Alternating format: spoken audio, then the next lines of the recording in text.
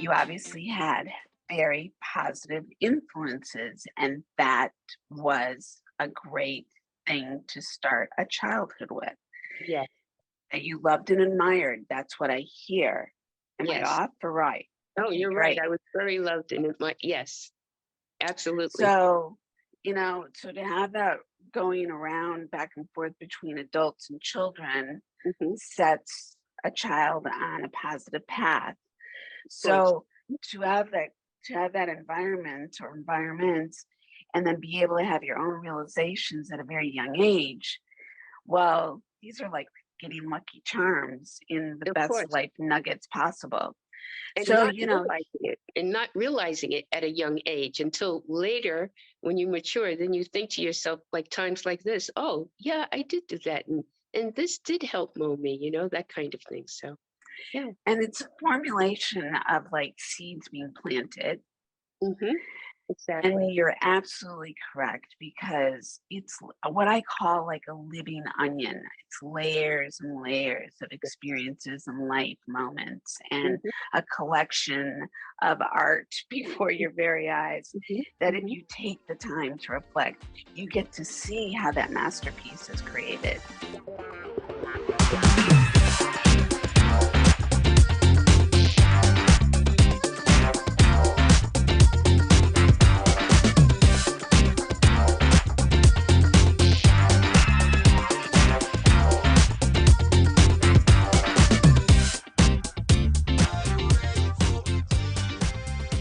Welcome to Camp Fifi Uncensored Podcast, Season 3, Episode 15, with my guest, Sajata Robin. The arts are in the heart. Social media is what brought Sajata and I together, and our connection and conversation will really be a fun discovery of all the things that we had no idea had our paths not crossed, how many things we had in common. So pull up a chair, grab your coffee and cannoli, because here we go. It's such a pleasure to meet you Yes, too, Sajata. yes, Thank you yes. so much for accepting my invitation. I want to kick it off where telling the audience that you and I have never met. We, through the pandemic and on social media, connected. I actually don't even know when that was, how that was, what the catalyst was. I know what I was doing 3 years ago Hmm. while the country was shutting down and production was shutting down. And Hmm. I started doing things, I made a decision and started doing things messy, which was Hmm. one, in our industry, if your face is in your phone or in your iPad, you better be for a good reason because you're dealing with the human being. So you're Hmm. not spending time with technology in that way, submerged. That's not our number one. Our number one are human beings. So 3 years ago at this time, this was like, I remember I went into thinking, oh my God, women aren't going to be able to color their hair. How do you provide a service for them? Like literally, I was thinking that first week. I started a meditation group online where I gave people a 30-day meditation daily that they'd have to interact so they wouldn't get lost in the mishigash that was out in the world Hmm. going on as Sure. people were going, oh, great, Hmm. I've got 14 days off. No, I now have 3 years off, or maybe they Yes. didn't. Um, but with that came lots of possibilities, lots of either people took steps, didn't take steps. It's not a judgment, it's just an is. For me, I somehow connected with you. And one of the things that I love talking about is the willingness to do things messy, even if we're perfectionists and like to do things perfectly, Hmm. stretching expanding oneself, doing things not comfortable is a lot of what people talk about in the business world, especially hugely successful people. And so doing social media and getting out there 3 years ago was just that for me. And somehow you and I crossed paths. Hmm. And it wasn't until actually recently through more seeing your name, and I don't know if it was a comment you made or something I saw of yours, and put two and two together that you were a professional makeup artist, because I don't know if I knew that, didn't know that. I don't know, I don't know. Mhm. And then it was the comment of, or the association of you being aligned as Barbara Walters makeup artist. And I was like, I mean, honestly, what are the chances? And you don't know anything about me, most Mhm. likely. But Barbara Walters was, as a little girl for me, like the uh she was the, excuse me, because I always say on my platform, and I don't, and I'm not into swearing, but sometimes the word just passionately means a lot of things. I call it all-purpose flour, but it's another word. So it encompasses everything in my passion. But Barbara Walters was the shit. She was the shit because she broke down every moment that women had the opportunity to have spoken up, to be heard, to be a messenger, to be a vessel, to be on camera, to be behind camera, to talk about all things, to put it out there, from politicians to, I mean, it's like a masterful painting of, like, what I would call, she'd be a perfect art history study Mhm. project, a dissertation. She's all those things. So that's a chapter we're going to talk about. But I Okay. wanted to say that why it was for me, the, I want to almost say, shut up. Well, now I really want us to connect, and I wanted to have you on, and then I was like, but there's going to be so much more that I'm going to want to talk to you about, as Okay. I do with Mhm. people who join me here around the campfire. Mhm. And to give you a little background about me, so you know Yes, who I'd you've like to hear aligned about with. you. Yeah, so you've aligned, so you know what you've aligned with, who you've aligned with, um, and humbly share. I have always been an artist since I was a little girl. Mhm. I was lucky enough to be raised third generation fashion industry, along with political background of grandparents in politics and real estate. And Oh, but okay. it was a combination. I was raised in basically what I referred to as an interracial relationship in the late 50s, because my mother was a Sicilian Roman Catholic and my father was a Romanian, Ukrainian, Russian Jew. Okay. So Mhm. that was not, welcome. Okay. Even though people were doing it, it was very challenging, very Of difficult, course. very struggle. It didn't matter what your achievements, it was Of just course. the No, I is. understand. Of course. Uh-huh. Yep. Mhm. And so I'm laying out this rug for you to see, like, how we probably have a lot of maybe similarities. So I was raised in a very cultural, live theater, live music. I grew up as a little ballerina. I also grew up I as took an, ballet too. I heard it, I've heard an interview and I was like, you're going to be floored with the combinations of how we have so much in common, Uh-huh. with your mom being a fashion illustrator. That's right. My Yep. parents had, you know, we were the stores to come to in the areas that we were in, and how we dress people. And I've seen that since I was like, I said I was dropped on a seamstress's table. Like, Mhm. I Yeah. Yeah. wasn't, but I might as well have been. So oh, behind the scenes, from fashion shows to fashion wear to window dressing to Mhm. interacting with people to being customer service, all those things were my foundation, my growing up, Yeah. as well Yeah. as education, expansion of the mind, Mhm. expansion of the gifts, which for Mhm. me was fine arts. I played the cello. I Ah, was, what do I you played the clarinet and the flute.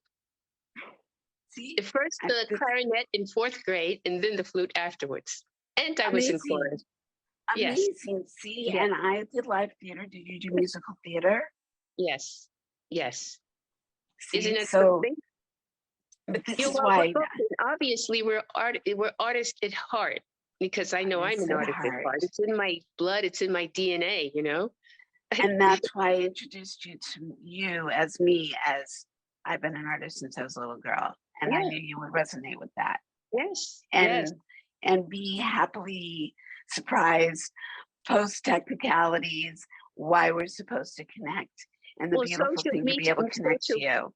sure, social media allowed us to connect. I mean, it's all divine intervention to me, you know? Divine intervention, and the Uh-huh. message that I want to put out into the world regarding exactly this is if you remain open, starting with here Hmm. and then here, Hmm. and doing things uncomfortably, like I said early on in this conversation when I was Hmm. introducing us, Hmm.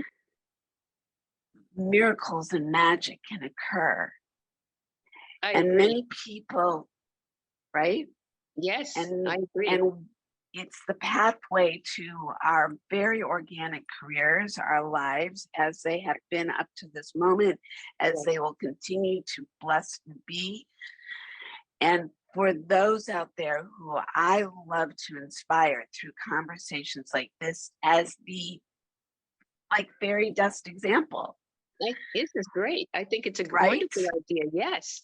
Yes. Well, and so that's why I launched this podcast, because I'm curious by nature and I love people, and having connections and having conversations and doing things that most people right now are actually sadly not taking the time doing, Yes. which is what's been such a beautiful way to be able to provide this space to Hmm. do what you and I are doing right now in Hmm. Yes. discovering Yes. the Hmm. beautiful, like where our paths may never have crossed, and yet for every reason they should be, and thank God are.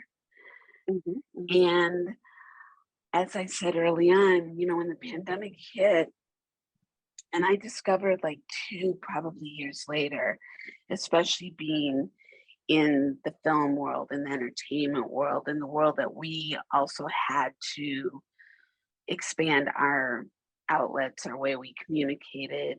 Some of us were doing jobs on Zoom, some of us were doing meetings on Zoom, some Hmm. of us were expanding side businesses on Zoom, Hmm. whatever we were doing, as for instance. Um, and like I said, you know, I found this moment where we need to be able to resource ourselves in the most multi-layered possibilities. Hmm. And you always have to keep getting up. And life is a series of making decisions, pivots, solving problems, Curveballs. I call it curveballs. One balls, like, yeah. curved Hmm. balls Yes, come right out from left field. that's right. You never know what hit you. What the mother of God. It's true. It's Yeah. true though. It's But you just absolutely have to true. brush yourself off and get up and start all over again. That's what I do. I mean, you have your ups and downs in this business. And plus, being a freelancer, you know, you don't have an everyday, sometimes you don't know when you're going to get your next job. I don't know about you, but you probably, being on the West Coast, are more involved with movies. So maybe you work. Correct. Yeah, so me, I'm more television as opposed to Yeah. film, though I've worked on a couple of films, but I'm in a more controlled environment. I quite love your environment, frankly. Yeah, I've been around those elements, yeah, and I quite love it. And I love what you do and the I kind of do too. individuals that you work with. It's right. It's just that I don't know a lot of makeup artists that feel that way, but I'm telling you, to me, like that's the sexiest world, because we're talking smart exchange, Hmm. really great conversations, Hmm. Hmm. people who are doing big things, Hmm. people who are moving and shaking, Hmm. people who, and it's not a manipulative, like it's really like my brain loves it, my heart loves it. It's like Hmm. it's the best of all worlds. You get to be the fly on the wall while you're the artist, while you're helping transform. You're taking these spirits with your spirit and putting them up on the space and pedestal that they're known to be or have become, and you surround yourself and them with love and put them out there, and so they can touch the world in like Hmm. a galaxy of ways. That's And what you do. working with people like this, you also feel, it makes you feel very powerful too, because they're powerful and you're giving, it's so encouraging when they have maybe a story, or, you're right there, and You're right on the spot. It's just the movie stars that, I've worked with Barbara and just Sean Connery and people like that. It's just amazing. Yeah, It's fascinating, very it fascinating. is. It is Yeah. so I wanna take us back because I want to go back to when you were a little girl and this precipice of how you became who you've created, so to speak. So you were born in Harlem, correct? I was born in Harlem, USA. Yes, on Sugar Hill. I don't know if you've heard of Amazing. the Sugar Hill Gang. I have heard of the Sugar Hill Gang. Yeah. Yeah. So how was Uh-huh. that growing up there? It was my family actually was very popular. My grandfather was popular. I had credit at the candy store. It was great. If you were my friend, I'd say, let's go. What do you want? Things like that. It was really nice. That was a Um, great gift. That was a great social gift to have been provided because I'm yeah, sure that opened a lot of doors and created a lot of network and positive experiences, yeah. right? Well, yes. And yeah, also, yes, it does. Um, I mean, I'm sure there's other sides to that story as well. So oh, no, I'm it was great. curious. It Oh, was great. good. It was great. No, And I came what from time of what decade, what time of period was that, may I ask? the 60s. Yeah. So Yeah. as a little I girl, was a having child. that, yeah, so Oh, as a little, well, let's see. How old is I have a sister, so I'm the oldest. So it was my sister and I. And I guess we were like 8 years old, 7 years old. Not seven, maybe eight, around eight, I'd say something around that. Yeah. so Yeah. so your grandfather had this store or your grandparents had No, this no, no. store? No. My grandfather was just very popular in the neighborhood. He was very Oh, popular. He was quite attractive. And for example, when I used to get my hair done at the beauty salons, the ladies would know, you know, my grandfather because they kind of flirted with him, but my grandmother didn't like that. But oh um, yeah. yeah, and knew my mother, and because she was very very fashionable, and going to work and coming to work. So it's a community. Everybody really Yeah. knew everyone basically. It's not like these days where some people don't know who their neighbor is. Neighbors knew neighbors.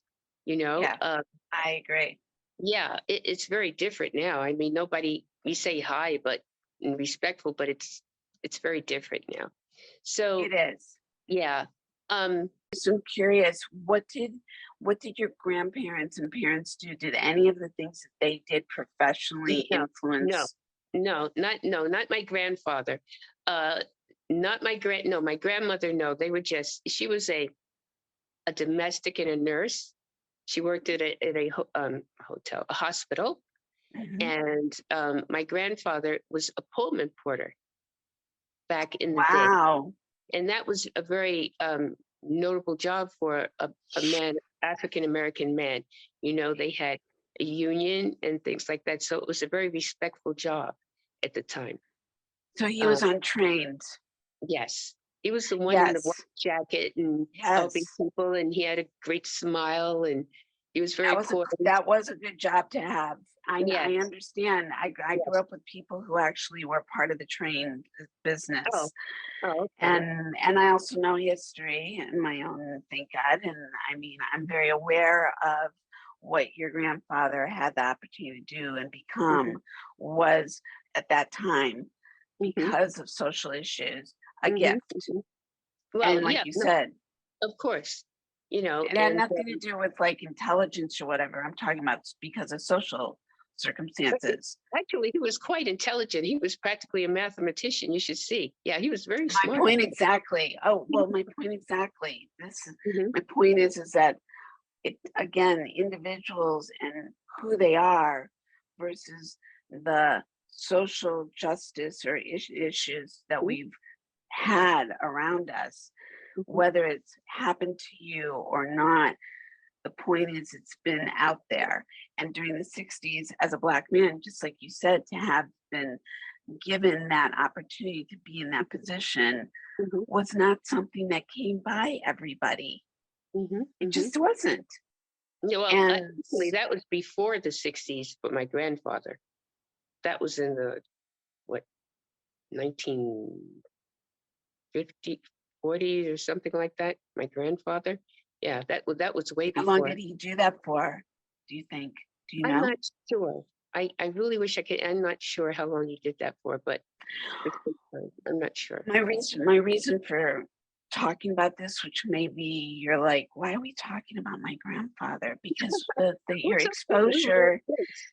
your exposure to your foundation, your generations before you, Mhm, established a lot of what you learn, what you're exposed to, how many mhm, people influence you, work mhm, ethic, decisions you make in your career, how you get to observe what people did, how they showed up dressing, their uniform or not, their mhm, attitude, their self motivation, mhm, uh, you know, who they interact with, how they were interacted with, mhm. how formulates like a platform for where we tend to go, you know? Right. So the fact that your grandfather was well liked, that he got to show up very dapper in Mhm, his presentation, that mhm. he had a position of pride.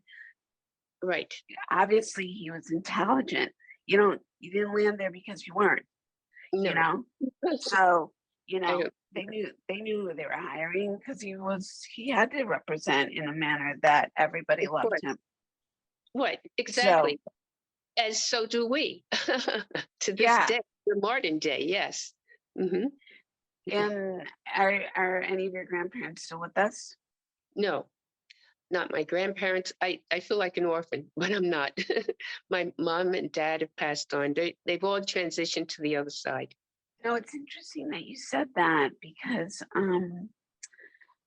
I never had that feeling either, and it's just, and it really was shocking. But 2 weeks before the pandemic occurred in our country, in our world, where the Hmm. country shut down, Hmm. our mother passed away, Oh, and I'm she so was, sorry.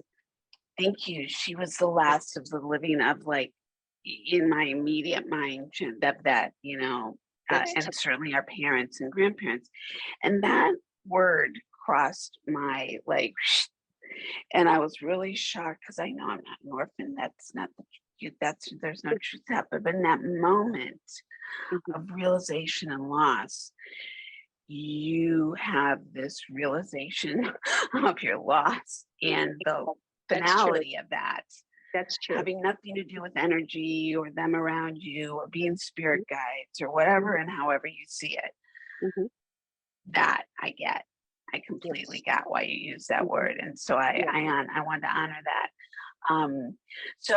So in the sense of your growing up as a little girl, um, what were the things that, whether it was the candy shop or your grandfather or collectively, what would be like the top 5 things off the top of your head that help formulate like a journey that you started to, that if you went and mapped it out, you could say, oh, I could see how these things reflectively were influential to me as a little girl at 3, 5, 10, 12. Mhm. Curious. Well, I think I'd have to say my mother uh, it had a great, of course, a great influence on molding me. She had me doing fashion shows and a little girl, with my little ice skating skirt and with the ice skates. And, tease. In those days, they had tease, and I didn't want to really do that, but I did anyway. And A great elements to like grasp onto what you like or don't like fine exactly. things, fine china, nice, Right. good food. But being Yeah, in front of manners. people, being in front of people when you really don't want to, and you have to smile and be happy, and Sure. that kind of thing. So, in the public side, and everybody's looking at you, and you're like, oh my god, um, Did you like that. that or not like that? Um, it's a funny thing. I did and I didn't. At first, I did, and I'm like, oh no. But once I had it, I got past it, got through it. I enjoyed it, and then I was ready to do it again. It's funny. So, Yeah, you get better as you go on, as I got totally. And when did you like have that realization? Were you really young, like under the age of 5, or was it oh no. sometime between 10? No, I wasn't under the age of 5. I would have to say I was around 7, Yeah, but 6, maybe see, 6. seven's Around still 12. young. Yeah, I mean, I was young. Yeah, I wasn't 12 years Yeah. old. Yeah. So No, but it's amazing, and people don't always talk about these things, and so that's why I like asking because you I'm don't. You're right. pardon. You don't. I said you're right. You don't because I normally don't. So this is very different. Well, welcome to this. Welcome to Very my or, world, and organic, as you say. it Yes. is because there's again there's many reasons why we go down the paths we go down. Again, Yeah, of pretty course. consistent, and yet it can be also very organic. Hmm. And how much is it intentional versus how much is it because that was the path that was laid out. Hmm. And I think, you know, in worlds like ours, there could be a lot of things could go well, not well, but I also think that it's interesting um because you obviously had very positive influences, and that was a great thing to start a childhood with, Yeah. that you loved and admired. That's what I hear. Am I Yes. off or right? Oh, Okay, you're right. great. I was very loved in it. Yes, absolutely. So, so to have that going around back and forth between adults and children Hmm. sets a child on a positive path. Of course. So to have that to have that environment or environments and then be able to have your own realizations at a very young age, well, these are like getting lucky charms in the Of best course. life nuggets possible. And So, not realizing it at a young age until later when you mature, then you think to yourself, like times like this, oh yeah, I did do that. And this did help mold me, that kind of thing. So yeah. and it's a formulation of like seeds being planted. Hmm. Exactly. And you're absolutely correct because it's what I call like a living onion. It's layers and layers of experiences and life moments and Hmm. a collection of art before your very eyes Hmm. that if Hmm. you take the time to reflect, you get to see how that masterpiece is created. Hmm. Hence the life experiences. This is why I love this. See, I'm having chills right now because this is exactly why I love presenting people like yourself, because I think it's a great way while you're driving to hear it's conversation like this, you know, Hmm. Thank that you. is actually Mhm. interesting to me. And I think Thank would you. be I far more appreciate interesting that. to many more people, Hmm. in the sense of just human life, lifestyle Hmm. Hmm. moments, collection.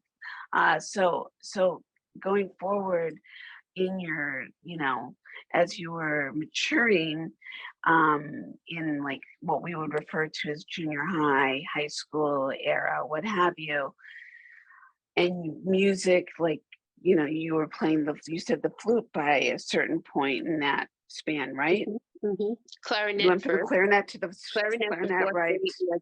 it changed to the flute and became a flautist, and then got into chorus later because I enjoy singing. I also was in singing groups and things like that. I was good at sewing. I would, tell the group, okay, this is what we're going to wear and this is how we're going to do it. And, that kind of thing.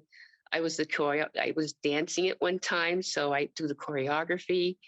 Uh, yeah, it's a lot. I just love all forms of art. I really do. It adds what so let me ask you this then, because you have so many gifts that I resonate with Hmm. 100%. And this has been asked of me many, many times, but my mom, being my mom, like probably your mom being your mom, Yes. saw all these gifts inside their child called Hmm. Sajata and Felicia. Hmm. And we say that with humility, but pride, right? Oh yeah. It's Hmm. humbling. And Hmm. it's also with that, like, you can't be in all these places and do No, all these things. You've got no. to make a decision and Mhm. be clear that that decision making is going to make you happy, fulfill you, take care of you physically, take care of you emotionally, and and a sense of purpose in life, or you know, and I don't know that you've had these, had these thoughts, but sensing that you would, as a human being who you've already presented to me, I would imagine things like that matter to you, whether you were, again, like you said, you might not have been conscious of it at 7 or 12 or 15 or Mhm. 25, but now maybe relative to seeing some history under your belt, you can Mhm. see how that would and how it did, consciously or unconsciously, Mhm. Mhm. right? Well, in that regard, where you mentioned, you know how to do many gifts. You have many gifts. Let's start with dancing, for example. I really wanted to be a dancer at first. I was not thinking about being a makeup artist. Prior to that, I wanted to really be an art teacher and work with children. But I was dancing. But what I found for me, my type wasn't being casted like that in those days. It was more Mhm. blonde and blue eyes, red hair. Not nowadays, it would be fantastic, but not that wasn't in the cards for me. So that's when I stopped dancing. I said, no, this is not for me because it's too much practicing and sweating and I'm not getting anywhere. So I've always been interested in makeup because my mother, I would watch her do her makeup as a child. When she left, I'd go into her makeup to try to create my own look with her makeup, and she hated it. And she always knew that I got into it because I would try to place it strategically, but she always knew that I was into her makeup. So that wasn't good. Uh, and I used to make up my dolls and have a tea party with them and sit around a little table. It was quite fun. I think I enjoyed my childhood actually, playing with my friends. And as a matter of fact, with singing, my friend upstairs, we used to put a sheet up and give a play and serve cookies for and beverages and things like that. So, and then entertain them and la la la, that kind of thing, which was Yeah, fun. I had no idea, but I don't want to be an actor or anything. I think that's fabulous work, but it is not easy being. I've tried it. Um, I actually have an agent that occasionally would want to send me out on for commercials. I no have done doubt. I've done one, and what was that for?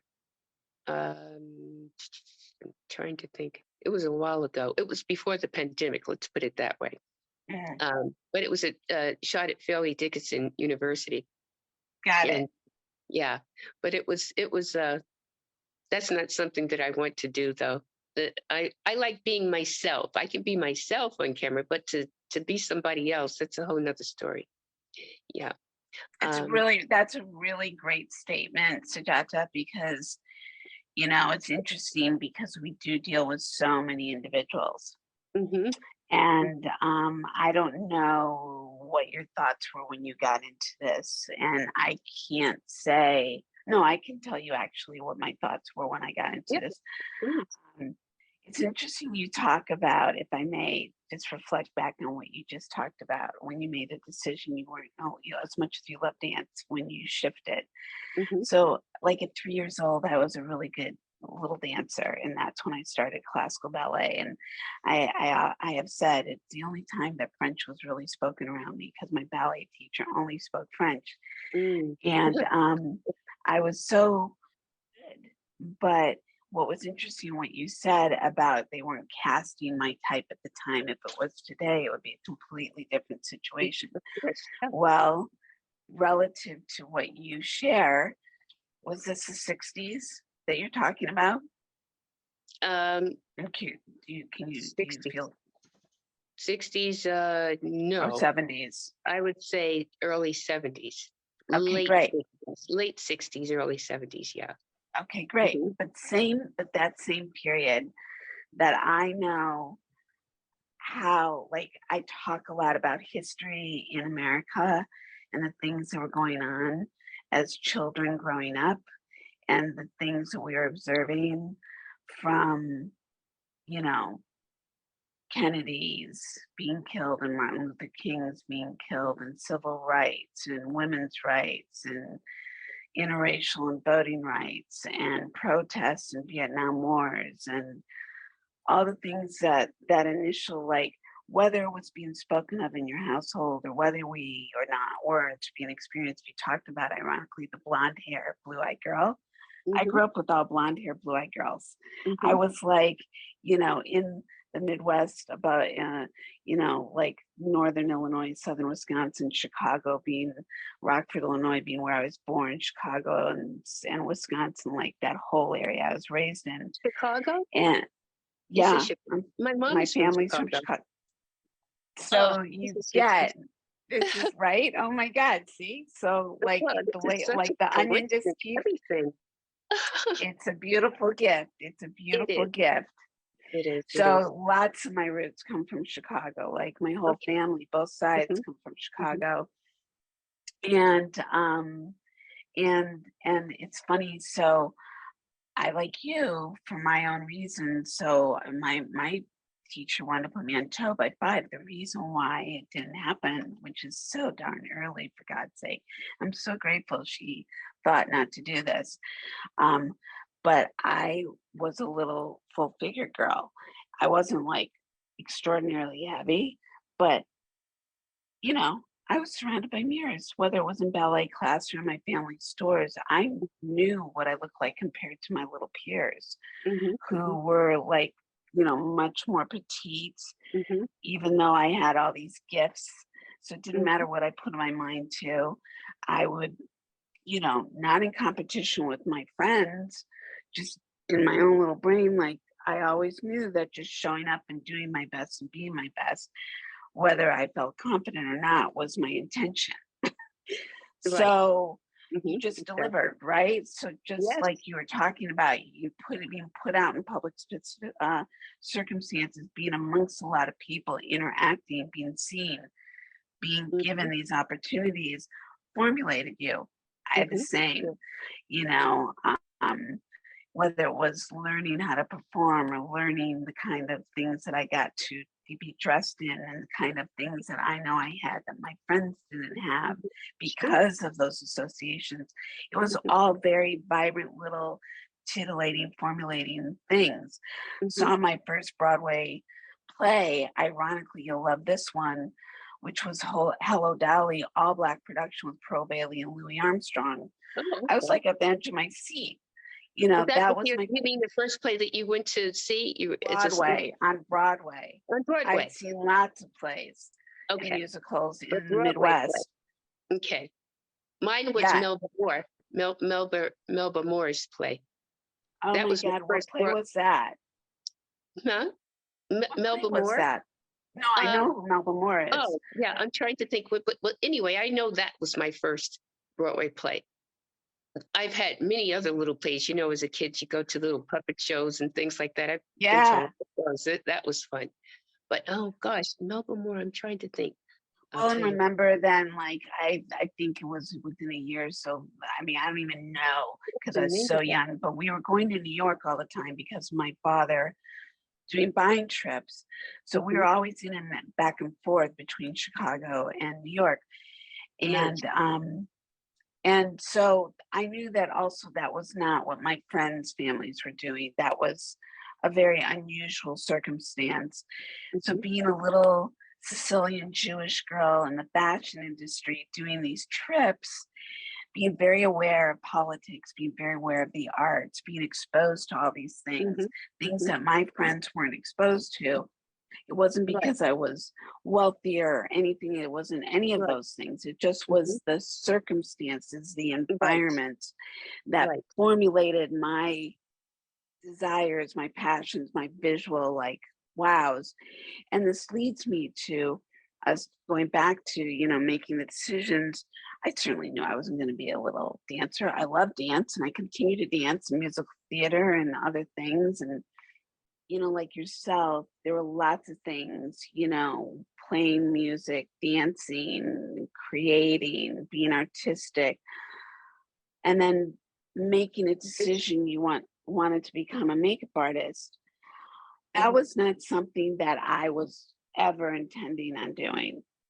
I I mean, that was never in my cards. My cards was I was going to be um at age 11 made a decision I wanted to be a medical illustrator. So I was going Yeah. to be pre-med fine arts. I was a very detailed artist Uh-huh. and I loved theater.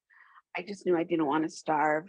I was trying to take all the things that I was interested in and utilize and activate and do what Right. I could. And by the time I got to college, had won a lot of awards for my fine arts, had done a lot of things with all the things, and got into school, started with fine arts and pre-med, and from there couldn't afford to continue. Ended up from there also studying film and theater and doing all those things. Never in a million years did I think makeup was going to be my thing, but I loved entertainment. I love storytelling. I love filmmaking. I don't know if you knew or were aware in the early 80s, and you probably were because of where you were, but like I remember in the early 80s, people still didn't know. No, I'd say almost like 83, 84, people didn't know who Annie Leibovitz was, how they know her today. You know Hmm. who Annie, Yeah. right? Hmm. But I, as somebody who was training as a photographer and filmmaker, were like, there were no women around. Yeah, I've met her. Same, Anyway, yes. same. Yes, Hmm. and I'm sure you've met her through being who you're working with as Hmm. same here. Hmm. And Hmm. so, it's one of those funny things that coming up in this industry and when I couldn't become a female director that I was trained to be. That wasn't an option. At That the was not time, going to yeah. be handed at the time. No, it wasn't an option. Hmm. Not in the late 80s, early 90s, 2000s. It Hmm. wasn't an option. No, It's only become an option in this last decade or very so, much so. Especially recently. actually A recently, like lot of Floodgate people. recently. And even with that, it's still like a drop in the bucket. But yet, But I think recently also because a lot of people are using social media too. They're not just doing it on television. You can yeah, stream it. You have Netflix. You have all these different mediums that you can just take your work to, and a lot of people are doing it now. Every time a I lot. a lot, yes. And Yes. they're acting, and then they turn to directing and producing everything at once. I You're bet you could absolutely do that. right. I'm sure you could do the same thing. Well, I have to say that I make the running joke by 80 I'll be directing, which I mean that my goal is obviously before that, way before then, I feel the is same that would be way. a long time from now. Yes. And I see that for you as well. Hmm. Because Hmm. you and I have been, I mean, I refer to myself as I've been marinating, and I feel like the reason why history is so important, important to talk about, and Hmm. especially in a realm and a world that you and I have come up in, and when we come up in it, Hmm. and who we are as individual women, and Hmm. our backgrounds and our environments, and being witness to many, many things. We've been a fly on the wall to many, many things in life, Indeed. professionally and personally. Yes. Indeed. Hmm. And, I have to be frank, sometimes I think like, God, am I the only one who talks about this stuff? I mean, it's not like I'm seeking out people I can talk to about this, but Right. I, I feel like you get what I'm talking Of about, course I do. Yes. Of course I you do. know. Absolutely. And I Yes. have to tell you, Sujata, what's really interesting about that is even in our professional realm, and yes, I understand that you're more in the newscaster journalist position of who you deal with, but through that you come across a lot of different individuals, Oh, and yes. it does Well, and go ahead. excuse me, I started in magazine and print work.